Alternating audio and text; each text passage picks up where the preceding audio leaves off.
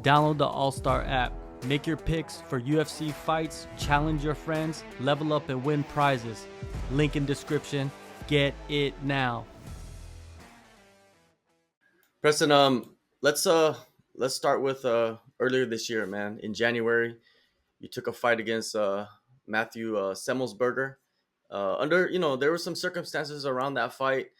Under those circumstances, what are your thoughts on the performance overall and how the fight played out? I think I performed well. I had a change of an opponent.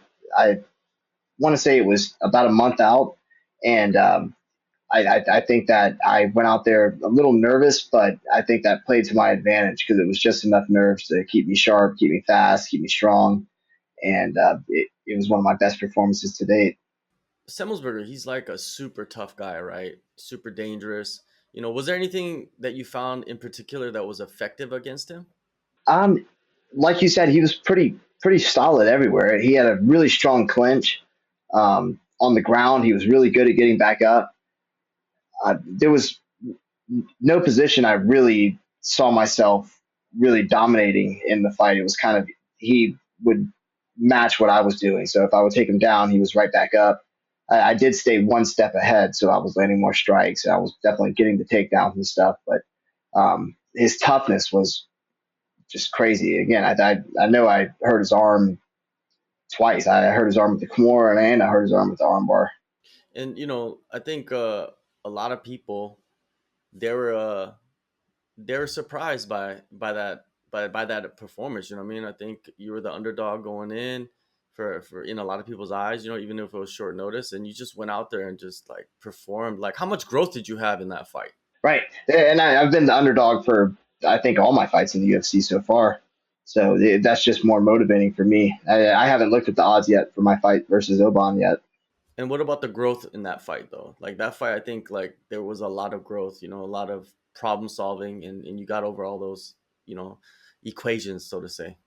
Definitely. It was the comfortability. I was comfortable in the octagon. I was comfortable using all the space inside of the cage, taking my time, being more patient, being okay with it going past the first round, which has been an issue in the past for me. Is just trying to just get after the guy and get the guy out of there in the first round. Um, and all the cages that I fought in on a regional scene were a little bit smaller than the UFC cage. So again, using that space and being able to move around and move freely really played to my advantage. Yeah, and that fight was in January, and I believe in May you announced that you signed a new multi-fight deal with the UFC. Was there a time period where you're thinking like, man, maybe I have to go test free agency?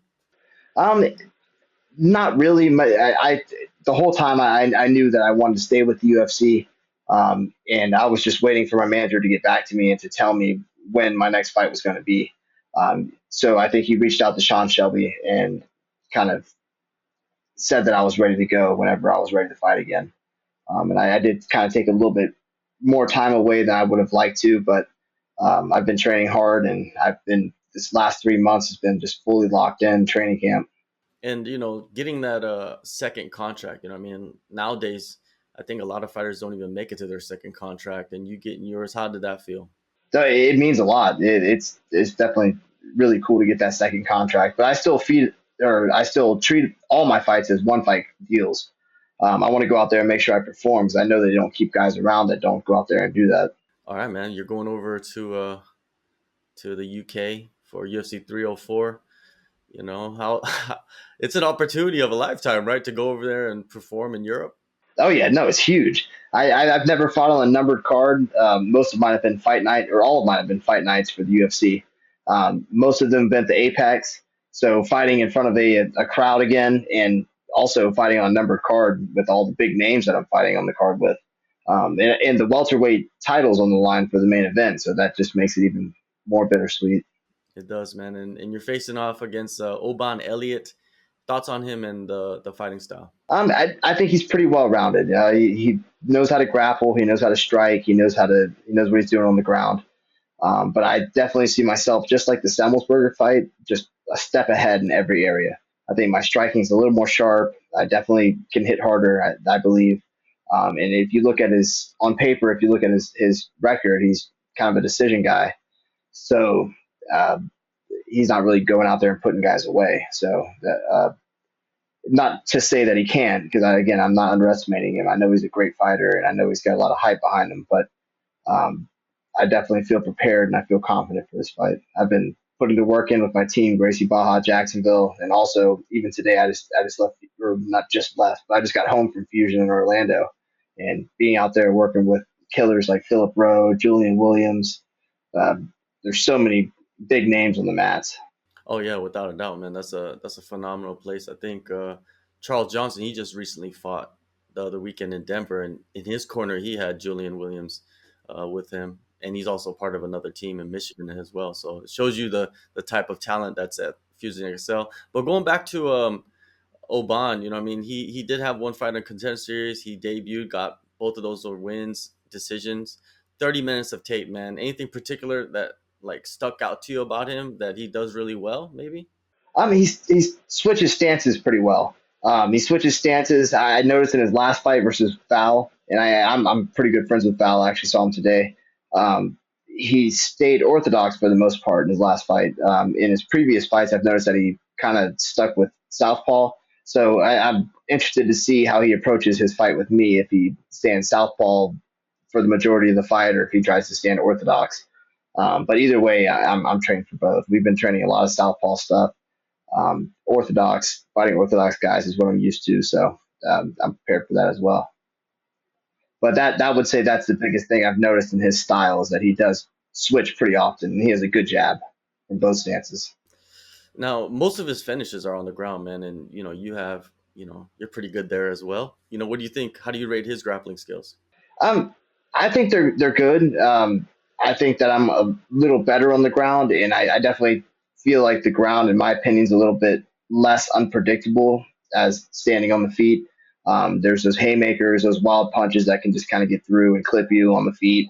As to where on the ground, the technique and the skill level really comes into play.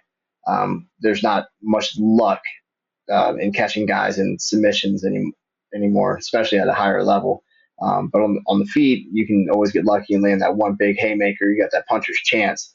But on the ground, I definitely feel like I'm a little bit more skilled in all areas. You mentioned Gracie Baja Jacksonville earlier. Elevate MMA, what's going on with that? So I was the owner of Elevate MMA, and I had a partner with the gym. And the only issue with owning a gym and trying to fight and coach is a lot of my time was going towards the other fighters. A lot of my time was going towards managing these other fighters, setting up fights for these guys, getting these guys ready for fights, dealing with the gym, coaching all the classes, making sure everything's covered, making sure everything's okay there. So I I stepped away from the gym. I gave up my ownership, and also with me owning a gym, I'm the head coach there. I didn't have much coaching, so with this fight coming up and this being the biggest fight of my life, and every fight I guess moving forward is the biggest fight of my life. But after re-signing with the UFC, I decided to dive fully into fighting, to put coaching on the side for a while. I can always come back to owning a gym whenever I'm done fighting, but I can only fight for so long. So uh, I'm in a place now where I'm surrounded by 8, 9 black belts on a given night, and I'm going to and from different good gyms and training with different guys, and I'm learning and I'm growing as a fighter, opposed to me just doing the same old thing and just getting in shape for fights. Yeah, it must be a huge difference, man. Owning and coaching and managing, because it's all part of being the owner of a gym, right? It's just time consuming. It's crazy. Yeah, no, it was a lot, and people don't really understand what goes into that. It's very heartfelt. Like these guys are my friends, not and they're my training partners, and then watching them fight and going out there and cornering them is very emotional, and I put my heart into that as well. So it doesn't leave much behind for myself. So this fight, I decided I'm going to focus on fighting. I'm going to take this, focus on this only, and make this my full time job. And I'll come back to a gym. I'll start another team one day and I'll start another gym one day. But right now, it's time to focus on me and doing what's best for me, and that's being around coaches. Yeah, how has it been for you, man? Like mentally, being able to just focus on your career and basically putting all chips into your fight career moving forward. It's been definitely a little less stressful, but it hasn't been easy. It's not like I don't have a I treat it like I this is my full time job.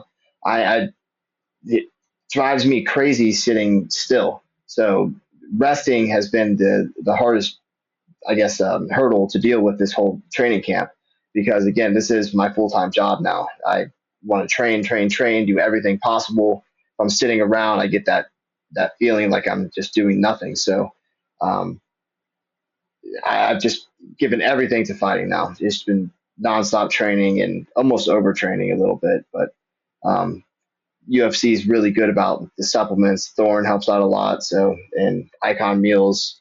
So my recovery's been pretty good, and with having that by my side. For sure. And who has been the guys like closely working with you to kind of help you get used to Elliott's style? My head coach Roberto Cortero, he's the owner of Gracie Baja Jacksonville and a black belt in Gracie Baja. And I'm belted under him, a brown belt. But he's been kind of putting together my game plan and doing a lot of the studying and the film watching for me for Oban. As far as training partners, I have multiple good training partners. I have Trey Waters in the UFC, Steve Kozlow in the UFC. Kuba Kashuba is one of my number one partners, and he just won the European title for PFL. I have Corey Taylor. My dad's been driving me to and from practices, and he's been by my side for this entire camp. So I'm more prepared than I ever have been. Yeah, you mentioned that you've been going around to certain gyms, I mean, outside of Gracie Baja. Like, what were some of the gyms? You said Fusion X-Cel, but besides that, are there any gyms you work closely with? For this camp, it's been just Gracie Baja, Jacksonville for the most part, and I've been to Fusion a handful of times. In the past, I've worked with a lot of different gyms. When I was 18, I went to Chula Vista and trained with Alliance MMA for a few months at a time. I've been to the ATT Team Lima in Atlanta, Georgia, and that's one of my favorite teams to train with. And Diego Lima is always super inviting and just super friendly. So I love working with those guys. But also in Jacksonville, we have a lot of we have a lot of good teams here in Jacksonville. There's no bad teams here. Again, Elevate MMA is a good team. That was my team that I built for the longest time, and a lot of the guys, especially the fighters, they've kind of followed me over and are with me still and training with me still.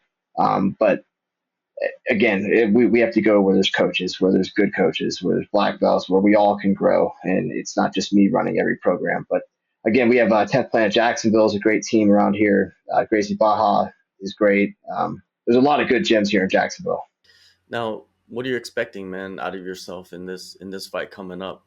I expect a great performance. I definitely don't want to go the distance. I definitely want to get the guy out of there in the first or the second round, or even the third. I definitely want to finish because all my finishes or all my wins in the UFC have been decisions. So I want to remind everybody and also remind myself that I'm a finisher. When I got to the UFC, I was 9-2 with all nine of my wins coming by finish, 8 of them in the first round. So I'm going out there looking for the finish. I'm not going to make a mistake or just go in there like a bull like I have in the past and just walk into the guy's jabs. But I definitely am going to time my takedowns, try to look to get him to the ground, submit him, try to time some good counter punches, try to catch him on the feet. All around, I see myself doing well though. Now, you mentioned the main event earlier, the welterweight title fight between Leon Edwards and Bilal Muhammad. What do you see in this one? I'm pretty sure you're going to be closely watching it since it's your division. Yep, yeah, I definitely am going to have to go back and watch it. I'm sure that night I'm going to be busy and everything else, and I know the fighters don't really get to go back in and watch the rest of the fight. So, but I'm definitely going to be tuning in to watch it. I'm definitely going to either, if I can, watch it that night or watch it the next day.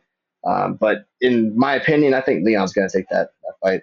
What do you think? Like, what do you think the strategy would be? Like, if you were the coach, what would the strategy be for Leon? I would say distance. He's definitely like a really rangy fighter. And if I'm being 100% honest, I haven't watched too many of Bilal's fights. I've seen quite a few of Leon's fights, but I haven't seen that many of Muhammad's fights. So I have to go back and watch him a little bit. But I would say be patient. He's good at fighting at a distance. Keep the guy on the end of his punches. Keep him on the end of his kicks, and do what he does best and set up that high kick again and try to get another knockout. All right. One last thing, man, before I let you go. When you just look at skills and performances and not record, who do you think is the closest to being a perfect fighter, past, present, future? George St Pierre. And why? Why do you think George? I would say he's most well rounded. He had very good wrestling. He was very athletic. He had good striking. He had good jujitsu. And if you watch like his losses, he lost to Matt Hughes. He comes out in the next fight to fight Matt Hughes again and beat him the same way that he lost.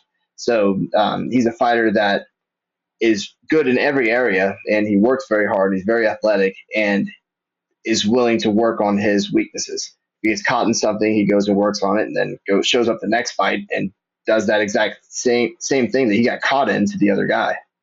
Yeah, man, it seems like GSP is he's an influence to so many fighters, in this generation of, competitors. Hey man, July 27th, UFC 304, Manchester, England. Preston, you get your chance abroad. All the best to you, man. And yeah, man, we'll talk soon again later this year. Yes, sir. Thank you, John. Thanks for having me on.